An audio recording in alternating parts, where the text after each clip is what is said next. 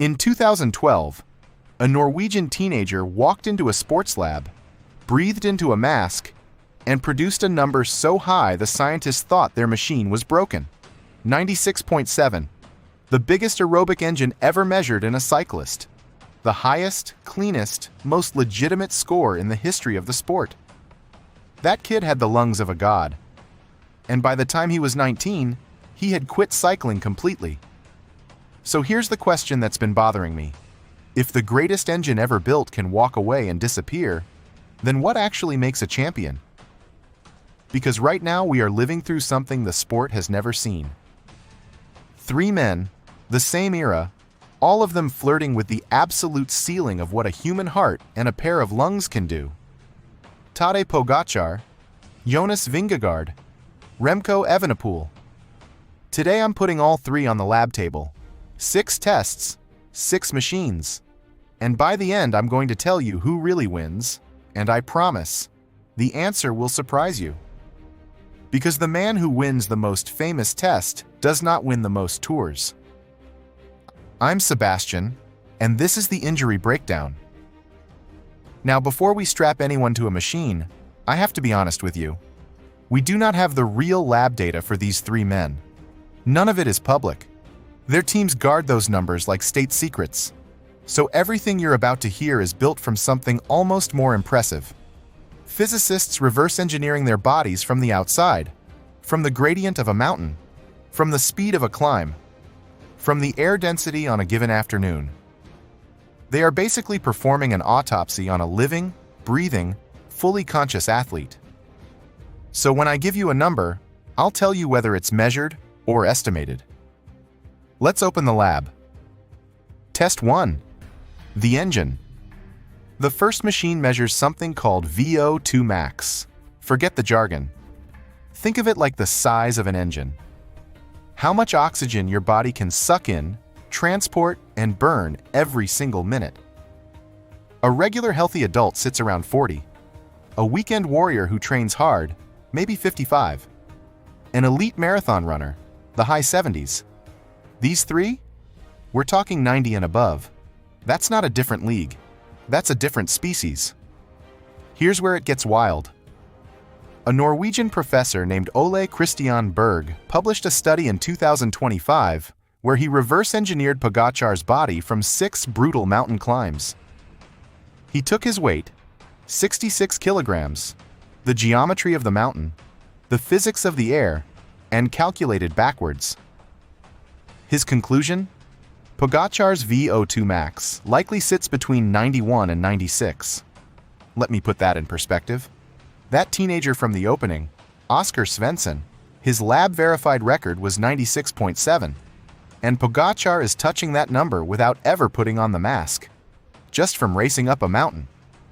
So does Pogacar win test 1? Hold on. Because there's a ghost in this room. When Jonas Vingegaard was 17, at a national performance center in Denmark, his coaches put him through the same test. And the story, told by his own father, is that they had never seen a number that high in their lives. One report put it at 97. Now that one is an anecdote, not a peer-reviewed paper, so I'm flagging it. But think about what we're saying. The Tour champion might not have the biggest engine in his own rivalry. The biggest engine might belong to the quiet Dane standing next to him. So test 1 is a tie at the absolute summit of human biology. Pogacar and Vingegaard. Evenepoel, a monster too, estimated around 92, but in this room, just slightly behind. And here's the thing nobody tells you about the biggest engine ever built. Remember Svensson? That study tracked him after he quit. 15 months later, they tested him again. 96 had collapsed to 77, almost exactly back to where he started before cycling. The greatest aerobic engine in history evaporated because he stopped wanting it. So if the engine alone doesn't make the champion, what does? That's test 2. And test 2 is where a ghost from 1998 walks back onto the mountain. Test 2. Sustained power. The climb. Having a huge engine is one thing.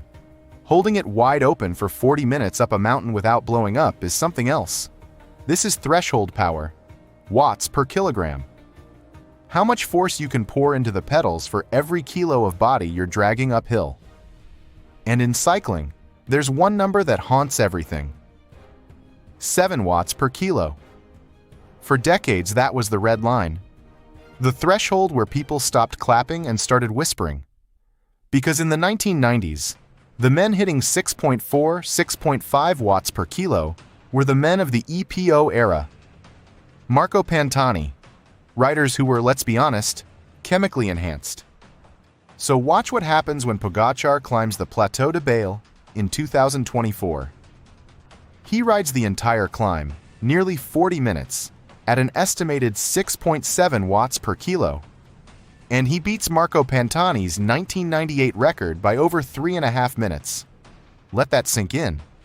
He destroyed the record of one of the most notorious dopers in cycling history after a brutal, hot, exhausting day in the saddle.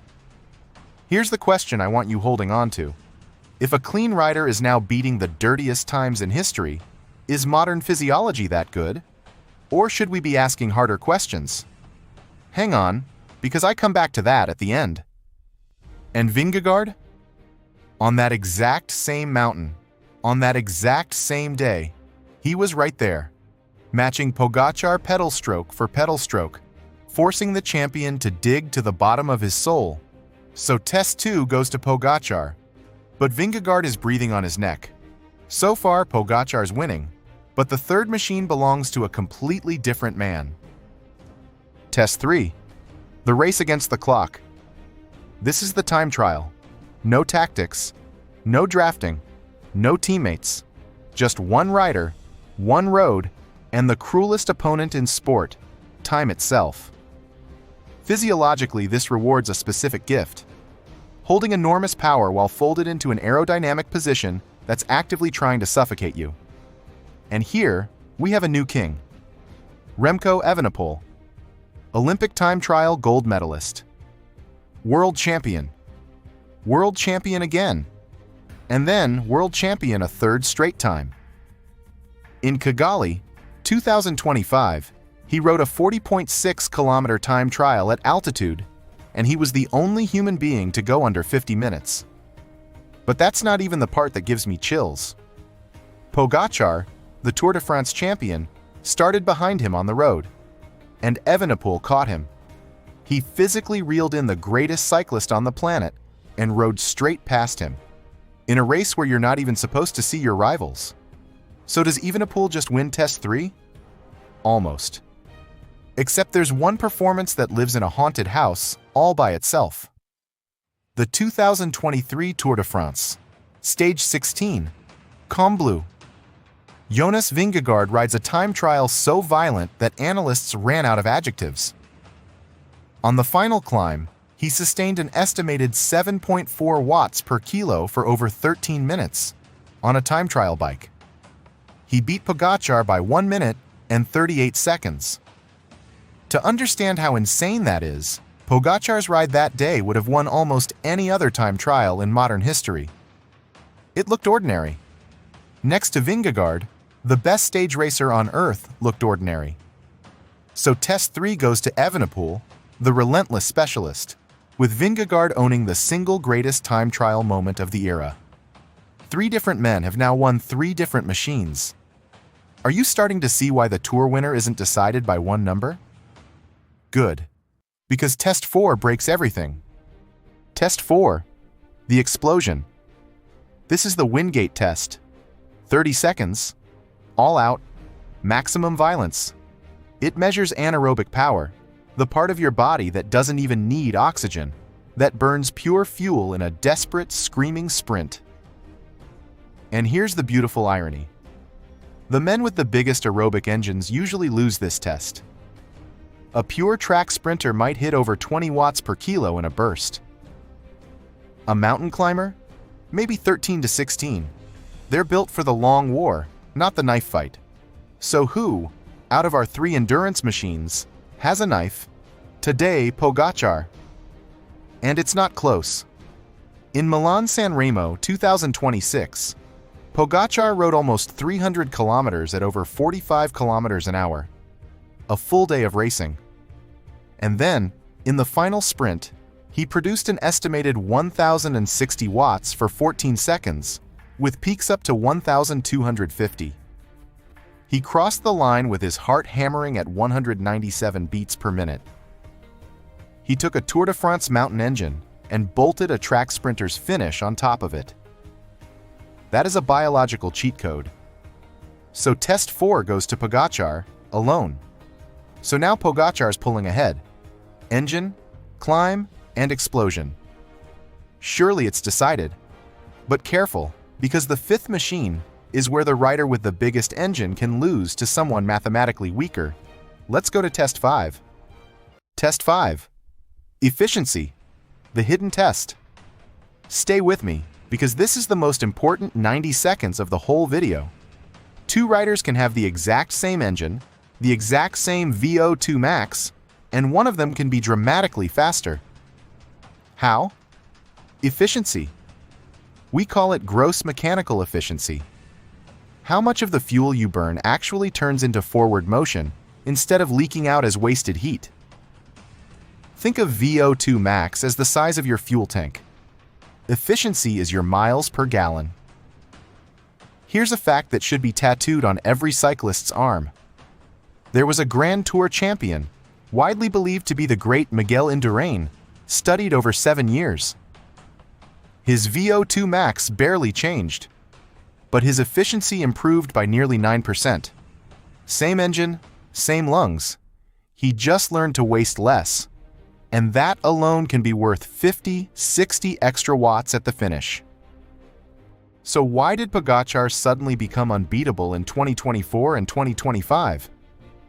It wasn't a bigger engine. He changed his coaching. He added strength work in the gym. His team brought in a nutritionist who rebuilt how he fuels, down to the gram. Pogačar himself admitted he used to struggle to eat properly on the bike. They didn't build him a bigger engine. They tuned the one he already had. So test 5 goes to Pogačar, though I'll be honest, this is the test where the public data runs thinnest. And that idea, getting more out of the same body, leads straight into the final machine. The one science is only just learning how to measure, and it might be the most important test of all. Test 6. Durability. The test of the future. Every test so far measures you fresh, rested, at your best. But a bike race is not fresh. It's 5-6 hours of suffering before the moment that actually decides everything. So here's the new frontier in sports science. Durability. How much of your power survives after the damage is done? A controlled study in 2025 took trained cyclists and tested them fresh, then again after 1,000 kilojoules of hard work. The result? They lost about 10% of their power. Everyone fades. That's the human condition. But here's the twist the scientists found. Durability does not correlate with VO2 max. The size of your engine tells you nothing about how well you'll hold up after 4 hours. It's a completely separate, hidden gift. So back to Plateau de Bale, 2024. Before that final climb, the riders had already burned over 4,000 kilojoules across 4 major mountains. They should have been wrecked, and Pogačar still rode that last 40-minute ascent at nearly 7 watts per kilo, as if he were fresh. He effectively rode a world-class time trial on a body that should have already been empty. So test 6 goes to Pogačar, the most fatigue-resistant rider of his generation. So let's read the lab results. The engine, a tie between Pogačar and Vingegaard, with the eerie possibility that the Danes is the biggest of all. The climb Pogačar, with Vingegaard a heartbeat behind. The time trial, Evenepoel the relentless world champion, and Vingegaard the author of the single greatest ride of the era. The explosion, the efficiency, the durability. Pogačar, Pogačar, Pogačar. And here's the lesson. Pogačar does not win because he has the biggest engine. He might not, Vingegaard might. He wins because he has no weakness. No empty room in the lab. The others are spectacular, once-in-a-generation talents, but each of them has one machine where they are merely human. Pogačar doesn't. But I promised you the hard question. Every single top 10 time ever ridden up the legendary Alpe d'Huez and Mont Ventoux belongs to the pre-2006 peloton, the doping era. And yet here is Pogačar, demolishing those ghosts by minutes. So which is it? Are we watching miracles of modern nutrition and aerodynamics, or is history quietly repeating itself? I have my suspicions, but I want yours. Drop your theory in the comments, the strongest argument either way, and I'll be down there reading and replying to as many as I can. Because the lab can measure your heart. It can measure your lungs. It can reverse engineer every watt you've ever produced on a mountainside. It still can't measure the one thing that separates these three men from the rest of us. The reason they're on that mountain at all. The will to keep climbing. I'm Sebastian, and this has been the Injury Breakdown. And listen, if the doping question got under your skin, you need to see this next. Because Tadej Pogačar and Jonas Vingegaard, the two best cyclists on Earth, were inhaling a gas that kills tens of thousands of people every year. And until January 2026, it was completely legal. It's the story of carbon monoxide rebreathing. The so-called diagnostic tool that became cycling's most disturbing performance hack. It's on screen right now. Go watch it. I'll see you over there.